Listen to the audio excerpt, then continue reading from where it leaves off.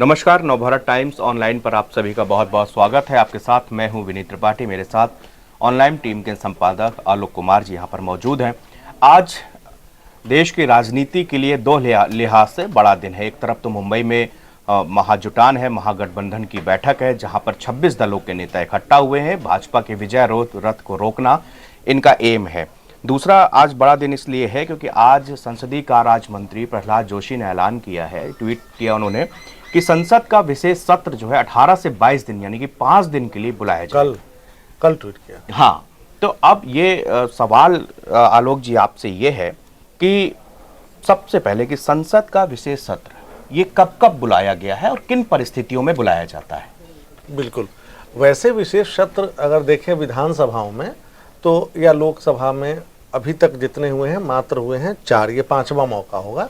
लेकिन हाँ, ये जरूर है कि अगर कोई विशेष परिस्थिति पैदा हो गई है, किसी विदेशी आक्रमण हुआ हो या घर के अंदर घरेलू इंटरनल डिस्टर्बेंसेस कुछ ऐसे हो जाएं, जैसे मणिपुर अभी है जिस पर हुआ नहीं है सत्र, लेकिन हाँ विशेष परिस्थितियों पर चर्चा के लिए सरकार सदन बुला सकती है, इसमें उसका विशेषाधिकार है और राष्ट्रपति फिर उसको अमली जामा पहनाते हैं और वो कहते हैं कि ठीक है आहूत किया जाए। फिर वो लोकसभा और राज्यसभा के जो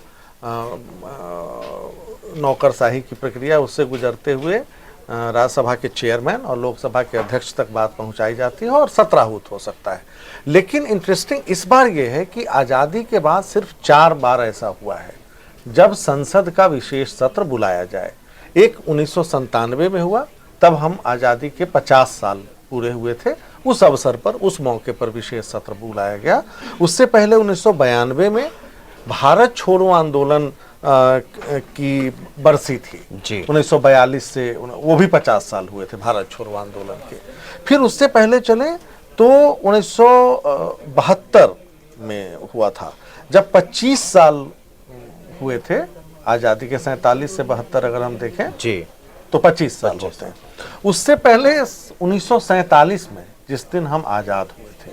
तो ये बताता है कि विशेष सत्र अब तक भारत में जब भी संसद का बुलाया गया वो कितना इम्पोर्टेंट विषय था, ऐतिहासिक मौका था और सभी के सभी कहीं न कहीं हमारी आज़ादी से जुड़े हुए थे जी। अब तक जितने भी हुए, उस लिहाज से ये हिस्टोरिकल मोमेंट है।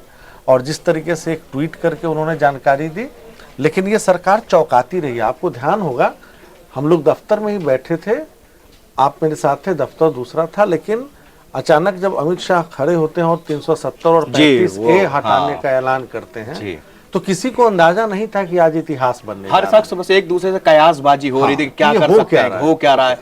वो विशेष सत्र नहीं था, वो अचानक उन्होंने उसको किया और वो हो गया खत्म, वहां से इतिहास बन गया। तो इसीलिए ये कयास लग रहे हैं। इसीलिए जब इंडिया की बैठक मुंबई में हो रही है तब कि क्या होने वाला है, ऐसा क्या बड़ा होने वाला है जी, इसीलिए क्योंकि ऐतिहासिक संदर्भ बहुत ही मजबूत और अच्छा। आलोक जी, जिस तरह आपने इतिहास के पन्ने दोहराए हैं और आपने बताया कि देश में कब कब कौन कौन से ऐसे मौके थे जब ये संसद का विशेष सत्र बुलाया गया, तो ये आज़ादी का अमृतकाल इस समय चल रहा है और देश भर में 75 साल, तो वो उस मामले में क्या ये आपको लगता है कि जैसे 25 में आपने बताया कि लगाया गया, तो वो मैं इसीलिए कह रहा हूँ कि आज़ादी से जोड़ के देखें तो ये अमृत काल है और ये पूरा साल अमृत वर्ष के तौर पे मनाया जा रहा है।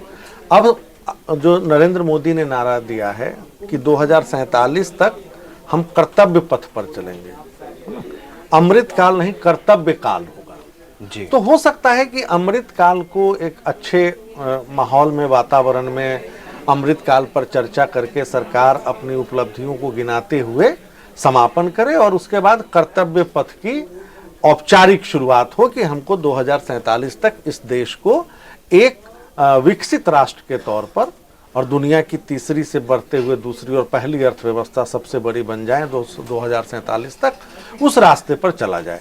तो लेकिन ये तो एक पहलू है जो हम निकाल पा रहे हैं। विपक्ष परेशान है इस, लेकिन जो आप बता रहे हैं तो खुशी की बात है। चलिए 2047 है, लेकिन विपक्ष बहुत परेशान है, कह रहा है कि ये षड्यंत्र कर रहे हैं, इनकी आदत है, मीडिया हमारी मीटिंग चल रही है और ये बीच बीच में जो है ऐसा कर रहे हैं। नहीं देखिए, सरकार ने कुछ बताया तो है नहीं जी। अच्छा, बताने में क्या हर्ज है? ये भी एक सवाल, वाजिब सवाल है। भाई आप क्यों बुला रहे हो, बता तो दो। संसद क्या है? लोकतंत्र का मंदिर है जी। लोकतंत्र, जिसमें हमारे देश की सभी जो जनता है, चाहे वो वोटर हो या ना हो, 18 साल से कम के हो, ज्यादा के हो, उनकी उस लोकतंत्र के मंदिर में आस्था है। जी। उनके जनप्रतिनिधि वहां हैं, एक तरीके से उनकी आवाज उठती है जब संसद में कोई उनका प्रतिनिधि बोलता है। तो जनता को तो हक है जानने का कि ये, चलिए हमको ये पता होता है कि ये बजट सत्र है, ये मॉनसून सत्र है, ये साल का पहला सत्र है, इसमें राष्ट्रपति अभिभाषण देती हैं, सारी चीजें ऑन पेपर है।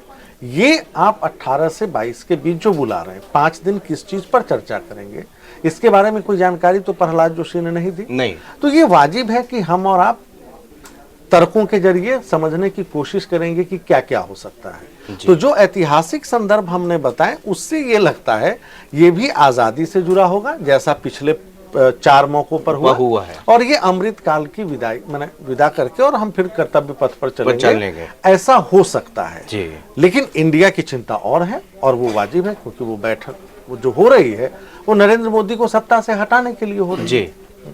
तो अब ये जिस तरह से संजय राउत और तमाम विपक्षी नेताओं का कहना है कि बीजेपी षड्यंत्र कर रही है, लोकतंत्र को कमजोर करने का काम कर रही है, तो मैं ये जानना चाहता हूँ, क्या संसद के विशेष सत्र में और जो आज बात, लेकिन वो क्यों उनको लगता है कि कमजोर कर रही है? उसके पीछे जो एक सबसे बड़ा चर्चा का विषय है वो ये है कि वन नेशन वन इलेक्शन। जी। हाँ, तो अब देखिए, वन नेशन वन इलेक्शन निश्चित तौर पर इंडिया के लिए तो बहुत बड़ा कुठाराघात होगा।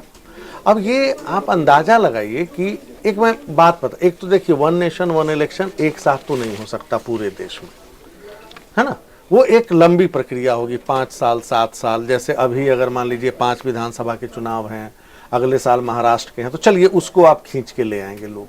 लेकिन सभी विधानसभाओं को तो नहीं, जिनका कार्यकाल 3 साल बाद समाप्त होना है, उसको तो आप अभी 356 लगाकर हटाएंगे। यूपी में तो अभी 21 साल हुआ। तो इसलिए वो एक प्रक्रिया, साइकिल है, वो साइकिल 3 स्टेज में पूरा हो सकता है, उसके लिए 6, 7, 8 साल लग सकते हैं। ठीक, नंबर 1। अब कल्पना कीजिए कि पश्चिम बंगाल में इंडिया में सहमति बन गई है कि वो सभी 42 सीटों पर भाजपा के खिलाफ साझा उम्मीदवार उतारेगी। मतलब मालदा की सीट ले लीजिए, उस पर एक कैंडिडेट उतरेगा। ठीक है। उसमें हुआ कि वहां पे कांग्रेस का उम्मीदवार लड़ेगा, टीएमसी के नहीं होंगे, लेफ्ट के नहीं होंगे। आपने उसी दिन विधानसभा चुनाव करा दिया। अब सोचिए कि विधानसभा के प्रचार में ममता बनर्जी कांग्रेस पर अटैक करेंगी, और जब जिस दिन इलेक्शन है उस दिन 2 ईवीएम है, एक में जनता को तय करना है कि एक भाजपा के खिलाफ कांग्रेस के साझा उम्मीदवार को दें, और इधर है कांग्रेस टीएमसी सब आपस में लड़ रहे हैं विधानसभा के लिए। तो वो जो कंफ्यूज हो जाएगा वोटर पूरा। ये तो बड़ा हम ही को समझने में थोड़ा सा वक्त लग रहा है कि एक वो होगा, तो फायदा किसको होगा? जो उस क्लैरिटी के साथ है, भारतीय जनता पार्टी। तो इसलिए इंडिया गठबंधन इसको सिरे से नकारती है। नंबर 2, रीजनल पार्टीज के लिए always one nation one election वो विरोध करती आई है, चाहे टीएमसी हो चाहे कोई। क्यों? क्योंकि रीजनल एस्पिरेशंस डाइल्यूट होते हैं। जैसे अगर लोकसभा का चुनाव मोदी के नाम पर होगा तो बगल में पर्चा है आपके विधानसभा चुनाव का, नेचुरल है कि वोटर कहेगा अरे मोदी के नाम पे वोट पड़ा है, तो यहां भी मोदी को ही वाली जो पार्टी उसको दे। ये ऐसा मेरा मानना है, जरूरी नहीं है कि ऐसा ही हो। इसलिए मुझे लगता है कि रीजनल एस्पिरेशंस अलग होते हैं, और उस नाते साइमल्टेनियस इलेक्शन अच्छा सुझाव है। उसके अलग तर्क है, पैसा बचता है, समय बचता है, सब कुछ की बचत होती है, और जो एक मॉडल कोड ऑफ कंडक्ट है जो विकास की राह में बाधा बनता है, उससे भी आप बचते हैं। नहीं तो हम तो हमेशा इलेक्शन मोड में, आज यहाँ इलेक्शन कल वहाँ इलेक्शन। जी, हर पूरे साल कहीं ना कहीं कोई ना पंचायत का है, मेयर का है, ये इलेक्शन चलते रहते हैं, करोड़ों रुपया इसमें खर्च होता है। अच्छा, ये 2018 में एक लॉ कमीशन की रिपोर्ट आई थी जिसमें कहा था कि देश के चुनाव जो है 2 फेज में कराए जा सकते हैं। पहला फेज ऐसा होगा जिसमें कि लोकसभा के साथ में उस साल जिन जिन विधानसभाओं के चुनाव हो उनको सबको आप एक साथ कराइए। बाकी एक दूसरा फेज होगा जिसमें से कि बाकी सारे जो प्रदेश होंगे उनका चुनाव। तो आप 2 चरणों में पूरे देश में चुनाव करा सकते हैं, बजाय इसके कि आप अगर ये सोच रहे हैं कि एक बार में ही पूरे देश के, जैसे आपने चुनाव की, बड़ा इम्पॉसिबल लगता है ये कि इस तरह आप साइकिल को कैसे एक बार की करवा पाएंगे। तो ये आपको लगता है कि ये जो 2 फेज वाला लॉ कमीशन ने जो सुझाव दिया है ये परफेक्ट है, इसमें हम आगे बढ़ सकते हैं? सुझाव की अगर चर्चा करें तो 19 से 18 की आपने बात की जी। उससे पहले 1983 में इलेक्शन कमीशन ने इसको सुझाव को आगे बढ़ाया कि भाई ये कर लो, इससे थोड़ी बचत होगी संसाधनों की, जनता को राहत मिलेगी। फिर 1999 में एक लॉ कमीशन की रिपोर्ट आई, बीपी जीवन रेड्डी उसके चेयरमैन थे जी। उन्होंने भी कहा कि भाई एक साथ इलेक्शन करा लो। 18 में आपने बताया, फिर 19 में इलेक्शन कमिश्नर थे सुनील अरोड़ा, उन्होंने भी कहा कि एक साथ इलेक्शन करा लो। और उसमें तो बाकायदा वो पूरी की पूरी उसकी साइकिल डिफाइन हो गई थी, जिसके तहत आज जब हम 2024 में लोकसभा में जाते तो वो प्रक्रिया वन नेशन वन इलेक्शन फलीभूत हो जाता, लेकिन ऐसा हुआ नहीं, जिसके कारण आप आज देख। अच्छा, उसके पीछे वाजिब कारण भी है, जैसे 1952 और 1957 के जब लोकसभा चुनाव हुए तो उसी के साथ सभी प्रदेशों के विधानसभा चुनाव भी हुए 1952 और 57 में। जी, ये हाँ 4 बार ऐसा हो चुका। नहीं, 4 बार नहीं हुआ, 52, 57, 62 और 67। अरे कैसे 57 में, समझिए 57 का लोकसभा चुनाव होता है जी। उसमें विधानसभा चुनाव केरल में लेफ्ट पार्टी जीतती है जी। कांग्रेस को रास नहीं आता नेहरू जी को, और 1959 में नमूदरीपाद की सरकार वो गिरा देते हैं, धारा 356 लगाते हैं। एक तो पहले वन नेशन वन इलेक्शन करना हो तो धारा 356, और ये जो दल बदल विरोधी कानून है ना 84 नहीं 89 86 जो भी है, उसको और थोड़ा मजबूत बनाना पड़ेगा। नहीं तो जैसे सरकार मध्य प्रदेश और महाराष्ट्र में बनी है वैसे अगर चलने लगे और सरकारें बनने तो फिर तो मतलब खत्म हो जाएगा। तो 59 में पहली बार 356 का प्रयोग किया इंदिरा गांधी कांग्रेस सरकार ने, और वहां की सरकार गिरा दी। 60 में वहां विधानसभा चुनाव हुए तो साइकिल तो वहीं बिगड़ गया। फिर उसके बाद आगे बढ़ते हैं, फिर उसके बाद नेहरू जी ही थे, फिर लाल बहादुर शास्त्री हुए। फिर 1969 में क्या होता है, पहली बार कांग्रेस के विरोध में लहर पूरे देश में चलती है, और संयुक्त विधायक दल जो है वो बिहार, यूपी, राजस्थान, मैंने तो लिख के लाया हूँ, पंजाब, पश्चिम बंगाल, उड़ीसा, मद्रास, केरल, साफ तो राज्यों में उनकी सरकार बन जाती है संयुक्त विधायक दल की, और सारा फिर सिस्टम गड़बड़ होता है। फिर 1971 में इलेक्शन होते हैं। अच्छा, लोकसभा चुनाव को भी लोगों ने आगे पीछे किया है जानबूझ के, सरकारों ने अपने अपने हिसाब से। 71 भी उदाहरण है, 84 भी उदाहरण है, 91 उदाहरण है, 98, 99, जिसमें पहले आगे वो किया गया उसको। तो इसलिए नियत अगर साफ हो और ऐसी संवैधानिक व्यवस्था बनाई जाए जिसमें भाई मान लीजिए कोई अल्पमत में सरकार आ गई तो क्या करेंगे, अब उसको वो 5 साल कैसे कैरी करेंगे, उसके लिए कोई तो वैकल्पिक व्यवस्था बनानी पड़ेगी जी। या तो कोई जो दूसरा व्यवहारिक दल है जिसके पास बहुमत है तो वो बनाए, और नहीं तो उसका फिर विकल्प एक तैयार करना पड़ेगा कि वैसी स्थिति में कौन सरकार चलाए। क्या प्रेसिडेंट रूल लगाया जाए 2 साल? फिर ये तो लोकतंत्र के लिए ठीक नहीं है, क्योंकि लोकतंत्र में तो हमारी व्यवस्था ये है कि 6 महीने से ज्यादा वैक्यूम नहीं हो सकता। तो ये चीजें, तमाम चीजें हैं जिसको लेके मुझे लगता है कि इससे वन नेशन वन इलेक्शन जो है एक बहुत बड़ा चैलेंज है, लेकिन आइडिया के तौर पर मैं इसको सही मानता हूँ। मतलब आइडिया सही है, लेकिन ये सुनने में जितना अच्छा लग रहा है, लेकिन जब ये अगर इसका पास हो गया तो अभी तो केवल समिति गठित हुई है। प्रहलाद जोशी ने भी कहा कि अभी इतना हैरान परेशान क्यों हो रहे हो, अभी तो केवल समिति गठन है। लेकिन अगर हो गया तो इससे, जैसे आपने क्षेत्रीय पार्टियों का यहाँ पे जिक्र किया, मैं उसी सवाल पे आपसे पूछना चाहता था कि क्षेत्रीय पार्टियों का जो नुकसान, वैसे भी आज देख रहे हैं बहुत सारी क्षेत्रीय पार्टियां खत्म होती जा रही हैं, लेकिन हाशिए पर है। अब इसके अगर ये मान लीजिए हम ये एजम्पशन करते हैं कि हो गया, बन गया वन नेशन वन एक देश एक चुनाव, तो क्या इससे क्षेत्रीय पार्टियों को किस तरह का नुकसान हो सकता है, और वो अगर उभरना चाहें तो वो कैसे उभर पाएंगी इससे? ये तो उभरने का काम जो छत्रप हैं वो करें। हमारा काम तो उनको ये टिप्स देना नहीं है, लेकिन हाँ उनको अपनी अस्मिता और उनको अपना रेलिवेंस बनाए रखना पड़ेगा। भाई क्षेत्रीय दल और नेशनल पार्टियां जो इतनी तेजी से चर्चा हुई बीच में मजबूत हुई, वो क्यों हुई? क्योंकि क्षेत्रीय दल अस्थिरता फैलाते हैं। आपने देखा जब 90s में कितनी सरकारें बदली।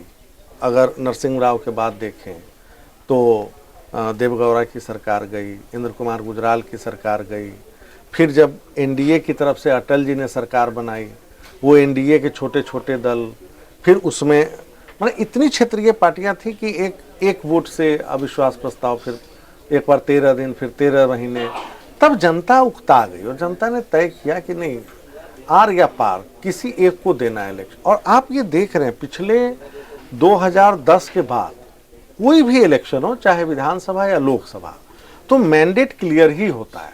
बहुत रेयर केस में आपने त्रिशंकु शब्द लिखना पत्रकार भूल गए पिछले 15 साल में। तो वो चीज अब क्षेत्रीय दलों को ये, या तो जनता परिपक्व है, हो गई है, जैसे हो सकता है हम आप बैठ के ये कयास लगा रहे हो कि एक ही साथ वोट होगा तो नेशनल पार्टी का असर पड़ जाएगा और रीजनल पार्टी को नुकसान हो जाएगा, लेकिन क्या पता वोटर भी जागरूक है, वो एक बटन किसी और पार्टी को लिए दबाएगा लोकसभा में, विधानसभा में कहीं और दबाएगा। अच्छा, और ये इंटरेस्टिंग भी है, उड़ीसा में, आंध्र प्रदेश में अभी जो साइकिल चल रहा है, 7 इलेक्शन होते हैं लोकसभा के, तो उड़ीसा इंटरेस्टिंग इलेक्शन है। वहाँ के वोटर, उड़ीसा तो बीमारू स्टेट में गिनती होती है, वो मतलब इलाका जो कुछ हैं, वो तो जो KBL इलाका कहा जाता है, वो तो सबसे गरीब इलाका है। लेकिन वहाँ वोट का पैटर्न देखेंगे तो विधानसभा में नवीन पटनायक को, और लोकसभा में तो ईवीएम तो वहाँ एक ही होती होगी ना इलेक्शन के दिन जी। तो वो इंटरेस्टिंग है। हम लोग एक चर्चा के लिए है कि चलिए ठीक है, क्षेत्रीय दलों के लिए सबसे महत्वपूर्ण ये है कि वो अपने रेलिवेंस को अपने इलाके में बना कर रखें, ताकि पब्लिक को लगे कि भाई हमारे एस्पिरेशंस लोकल लेवल पे इस पार्टी से पूरे होंगे और नेशनल लेवल पे इस पार्टी से पूरे होंगे। जी आलोक जी, एक आखिरी सवाल, जो कि आपने बताया कि ये जो विशेष सत्र होता है किन किन मौक़ों पर बुलाया जाता है, अगर हम इन दोनों चीज़ों को इग्नोर करते हैं, एक तो आज़ादी के जो 75 साल हुए और वन नेशन वन इलेक्शन, इन दोनों का तो तीसरा और क्या कयास और क्या इसमें हो सकता है? क्योंकि सोशल मीडिया में लोग तमाम, और मीडिया में भी कई बातों को कहा जा रहा है कि आखिरकार ये ऐसे मौके पर कि जब देश में महागठबंधन की मीटिंग चल रही है, आप इधर पे एक नया शिगुफा छोड़ रहे हैं, तो इन दोनों कयासों के अलावा जरा 2 चीजें मुझे जो नजर आती हैं, मैं दर्शकों से साझा करना चाहूंगा। एक, पहला मणिपुर का मुद्दा, 6 महीने हो गए, कल भी 6 लोग मारे गए, गोलियां चल रही हैं। मुझे लगता उस पर सरकार की छवि धूमिल हुई है, नरेंद्र मोदी सरकार की। हो सकता है मोदी सरकार कोशिश करेगी कि इसमें विशेष सत्र में हम चौंकाते हुए फैसला करें कि इस पर हम स्पेशल डिस्कशन करा लें, नंबर 1। नंबर 2, जब ये हो रहा होगा 18 से 22 के बीच, तो आप ये समझिए कि हम एक इतिहास बना चुके होंगे, हमारे दिल्ली में G20 समिट हो चुका होगा जी। दुनिया के 20 प्रमुख जो प्रभावशाली देश हैं, जिनकी जो लगभग 80% के आसपास GDP है दुनिया के इन 20 देशों के पास, वो दिल्ली में होंगे। और दिल्ली में प्रधानमंत्री नरेंद्र मोदी ये भी कोशिश कर रहे हैं कि यूक्रेन के मसले पे कोई ज्वाइंट डिक्लेरेशन हो जाए। अगर रसिया मान जाता है और कुछ ऐसा होता है, एक इतिहास बनेगा। उसको एज्यूम करते हुए इन उपलब्धियों पर चर्चा करा सकती है सरकार जी। और तीसरी चीज जो हो सकती है कि उन उपलब्धियों पर चर्चा कराए, संसद भंग करे, सीनेडाई का मतलब हो गया, अब ये आखिरी सत्र होगा, शीतकालीन सत्र नहीं होगा, बजटकालीन नहीं होगा, और इलेक्शन आप एडवांस कर लेंगे, दिसंबर में इलेक्शन करा लें, लोकसभा का, राजस्थान, मध्य प्रदेश, और इसके माने ये वन नेशन, ये बिल से अलग मैं बात कर रहा हूँ। देखिए, one nation one election bill pass कराना इतना आसान है नहीं कि 5 दिन में आप करा लेंगे। क्यों? उसमें संविधान में संशोधन करना पड़ेगा। रिप्रेजेंटेशन ऑफ पीपुल्स एक्ट है 1951 का, उसका संशोधन करेंगे। उसके लिए क्या करना पड़ेगा? न सिर्फ दोनों सदन बल्कि आधे से ज्यादा राज्यों के विधानसभाओं की सहमति लेनी पड़ेगी। तो इसलिए मुझे नहीं लगता कि ये एक्ट पास करा लेंगे और तुरंत ये इतना बड़ा कदम करेंगे। बट अब चर्चा में है तो कहीं ना कहीं से तो धुआं निकला है तो कहीं आग आग लगी है तभी धुआं निकला है, सही कहा। और देखिए तो ये मसले हैं जो कि आप लोग तमाम कयास लगा रहे हैं कि 18 से 22 तक आखिरकार संसद के विशेष सत्र में क्या होना है। तो मैं एक बार फिर आपको बता दूं कि मणिपुर मामले में सरकार विशेष चर्चा करवा सकती है। G20 के तुरंत बाद चूंकि मीटिंग है तो सरकार उस मामले में भी पूरा संसद को ब्रीफ कर सकती है, सब सारे दलों के नेताओं को। इसके अलावा जिस तरह के इतिहास को अगर हम लेते हैं तो इतिहास में क्या है कि जब जब ऐसे मौके आए हैं, जब आज़ादी से रिलेटेड मौके आए हैं, तो आज़ादी के 75वां साल हम लोग मना रहे हैं, तो सरकार उसके बारे में कुछ यहाँ पर संसद में कर सकती है। और चूंकि इस बार हम लोग ने देख रहे हैं कि महागठबंधन को लेकर जो आप कयास लगा रहे हैं कि एक तरफ उनकी मीटिंग है, तो ये एक राजनीतिक एक इंसिडेंट है कि आज ही के दिन वो उधर गठबंधन की मीटिंग चल रही है और इधर पे ये ऐलान हो रहा है और इस मामले में चर्चा हो रही है।